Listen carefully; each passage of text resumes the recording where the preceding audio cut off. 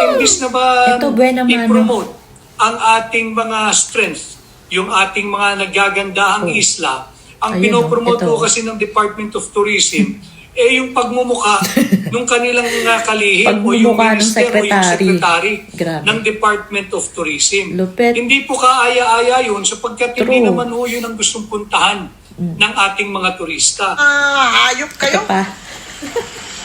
Nanakaw.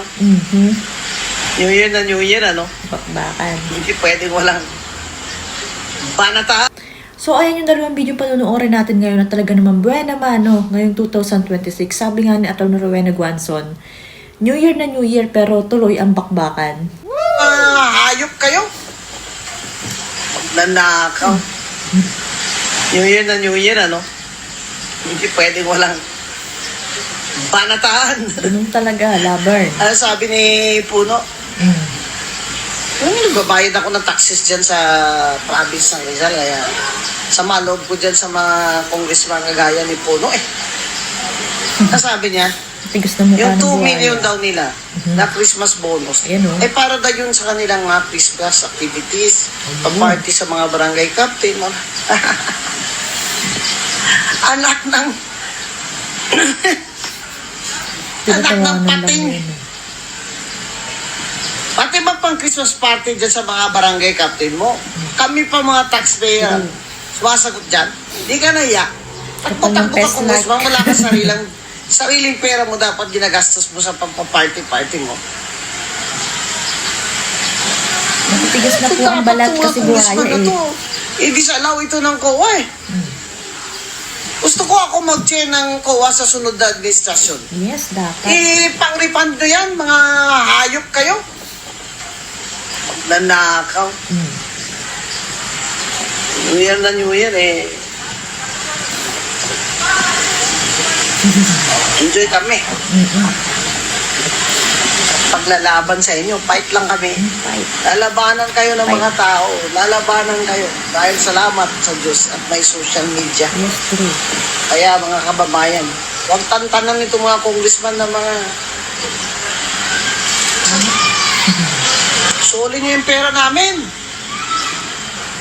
Imbis na ba i-promote ang ating mga strength, yung ating mga nagagandahang isla, ang pinopromote po kasi ng Department of Tourism, Ay, yung yung pagmumukha niya. pagmumuka nung kanilang kalihim o yung minister o yung secretary ng Department of Tourism. Grabe. Hindi po kaaya-aya yun sapagkat hindi naman ho yun ang gustong puntahan ng ating mga turista. Ito po yung ating tourist arrival Wala, in kulelat ng Southeast Asia. Pilipinas. Tingnan po niyo ito. Nagsisirculate naman po ito sa iba't ibang Viber groups. Pero minarapat kong ipakita sa inyo para ma-appreciate din ho ninyo. Ang Pilipinas, ang meron tayong tourism arrival for this January to August of 2025, Kulelat. 3.96 million tourists lamang. Is this the way to promote Ayan, tourism? yung mukha niya, yung nakalagay. Whether international tourism or domestic tourism. And up to this very moment, huling araw ng ating taon, 12 hours to go, magsasara na po yung 2025, I cannot fathom how come yung mga ganitong non-performing or underperforming Yes, palpak yan noon pa eh. cabinet members na sumasahod po gamit ang pera ng nating mga Pilipino ay nananatili pa rin sa gabinete. We should take advantage. Ito po sanang strength natin. Meron talaga tayong advantage pagdating sa tourism.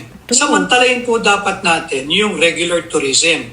Yung mga bumabiyahe para makita sana yung ating mga tourist spots, yung magagandang tourist vacation areas natin, yung magaganda nating beaches, ang dami niyan. Yung magaganda nating island. Yung samantalahin din sana natin, yung tinatawag na retirement tourism o yung retirement tourism, dito po magre-retiro. At yung pong isa, yung medical tourism, para pong sa Bangkok, diba? Yung sana ang ating meron tayong comparative advantage eh. Magaganda po ang ating isla. True. Bata po, higit hamak ang ating populasyon. We have a very, very young population Hindi po kagaya ng Wala, ibang sa bansa. panahon ni Marcos. So yan sana ang ating panahon na yun, pinag-uukulan nga. ng pansin, hindi yung pinopromote yung ating Yung pagmumukha. personal glory o kung ano ang itsura natin, hindi po kayo ang Pilipinas. Hindi True. lang po kayo ang representative o kumakatawan o sumasalamin sa Pilipino. Kaya ito pong darating na taon, sana ho ay mag-pick up yung tourism sapagkat ito po yung ating sanang pag-asa na makaahon. So ayun na nga, buwan naman ngayon 2026, talaga namang unahin natin tong sinasabi ni Attorney Vic na talaga namang kaya wala talaga simula pa lang pag-upo nitong sekretary na to ng DOTR, di ba yung una pa lang may palpak na to, yung video nila na for promotion yung tourism video nila, di ba't hindi naman yung talagang sa Pilipinas, pinagkukuha lang nila, ang laki ng budget, tapos pinagnanakaw lang nila yung video sa ibang bansa pa, hindi pa sa Pilipinas, samantalang, hindi mo lang sila nag-effort, samantalang ang gaganda ng mga sila sa Pilipinas, ng mga dagat, ng mga kabundukan, ang ganda ng Pilipinas sana, pero, grabe, buti na lang nabuking yan ni SAS, di ba? Tapos yan sinasabi ni Attorney Vic, bakit nandyan pa rin? Ba't nakaupo pa rin yan? Tapos ngayon, makikita mo, ang pinopromote pa lang yung pagmumukha niya dun sa mga magazines, dun sa mga, lagi nandun yung mga pagmumukha nila. Ganyan na, nawala na yan nung time ni PRRD. Tapos bumalik lang nitong panahon ni BBM kasi nga, Diyos mo, pati nga yung mga bigas, kulang na lang, pati yung itlog, lagyan ng pagmumukha, diba? Grabe, sobrang nakakahiya. Samantalang hindi malang nila talaga, hindi talaga sila nag-iisip na umayos umunlad ang Pilipinas kasi isa yan sa mga alam mo yun, parang pinagkukunan talaga ng fund ng bansa yung tourism kasi nga syempre kapag marami nagpupunta dun sa income yun ng mga tao dun, kahit yung pinakamadaliit na mga nandun sa pinupuntahan nun, income yun ng mga tao na syempre yun yung mag-generate para maraming bumili ng mga product, yung paikot-ikot lang ganun. Yan, kasi kahit mga nagtitinda ng mga souvenirs, nakikinabang sila sa ganyan. Kung ganyan nga ang ginagawa kung ganyan yung campaign na talaga namang pagmumukha pala yung inilalagay, wala talaga. Saka ngayon talaga, ramdam, kita-kita sa buong mundo, bagsak ang turismo ng Pilipinas. Kasi nga, wala hindi safe. Tapos alam ng buong mundo na bangag yung presidente.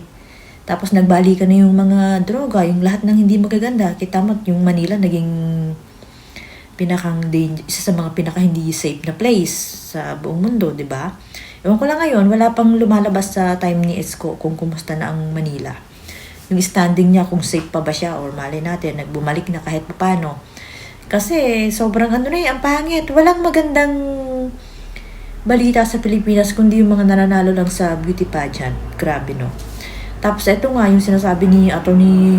Rowena Guanzon naman tayo, ang kakapal ng mukha ng mga congressman, as in yung sinabi ni Kong Libeste na may 2M na bonus, yung iba 2M, yung iba wala, yung iba baka nga daw matatalino sumagot kasi sasabihin hindi daw naman lahat. Hindi nga lahat kasi nga mas malaki yung iba wala. Yung mga hindi nila kakampi, walang bonus, pero meron talaga. Hindi naman yan itinanggi. Ayan nga, sinabi niya na, kasi nga daw, parang sa party ng mga barangay captain, may sariling party ang mga yan. Hindi naman sila yung nagpapaparty sa mga alibay lang yan ni Puno Alam mo yung mga congressman na yan, ang tatanda na talagang tumanda na lang sila na ganyan. Kung kailan sila tumanda, mas lumala. Katulad ngayon, di ba? Kukunin na nga lang ni Taning ayaw pa magsipagbago. Tapos ayan, di ba? Sabi ni, sang-ayon ako dyan kung si Atty. Rowena yung magiging siya yung uupo sa COA, ay naku, ang dami. Ang ganda talaga kapag nabago, kapag bumaliktad, tapos kung si BP Sara yung maging presidente, tapos yan si Atty. Rowena, pwesto mo yan kahit saan. Naku, babakbakan yan yung mga talaga. Ang daming makukulong, ang daming mananagot kapag yung maayos na tayo nakapwesto katulad yan, nila Atty. B, sa COMELEC si Atty. Glenn, tapos si Atty. B kahit saan. Tapos basta yung yung Duterte na mga attorney, magagaling silang lahat kahit pa sila Atty. Torion. Yung mga lumalaban ngayon na talagang magagaling, yung mga nakaside sa KPRD, lahat magagaling yun Yun yung dapat na nakaupo sa gobyerno. Kaya sabi nga ni Atty. Rowena, tuloy-tuloy lang labanan natin tong mga to. O, diba? unang araw pa lang kahapon yan, ay talagang bakbakan na kaagad. Kasi nga, ang sabi nila, magpapahinga lang, pero tuloy-tuloy ang laban.